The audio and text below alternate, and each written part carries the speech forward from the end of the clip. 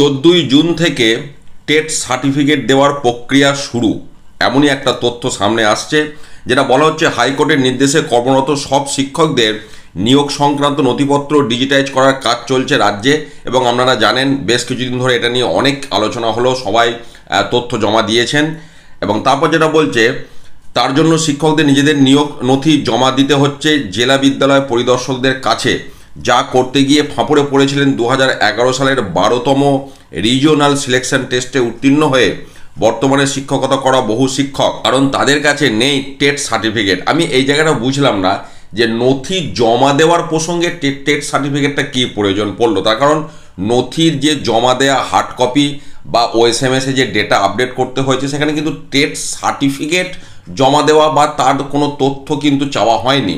তার সাথে এটার কি লিঙ্ক, এটা এখানে যে লিঙ্কটা করতে চেষ্টা করলো, এটা আমার ঠিক মাথায় ঢুকলো না। আপনাদের বিষয়টা জানা থাকলে অবশ্যই কমেন্ট করবেন।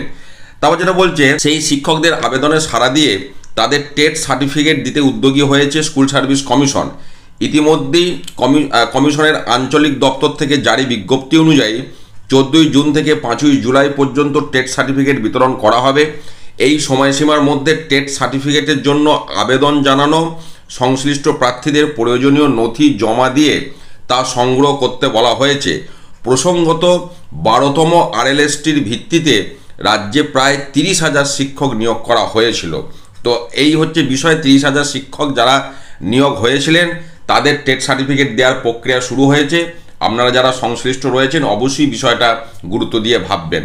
ভালো থাকুন, সুস্থ থাকুন, ধন্যবাদ।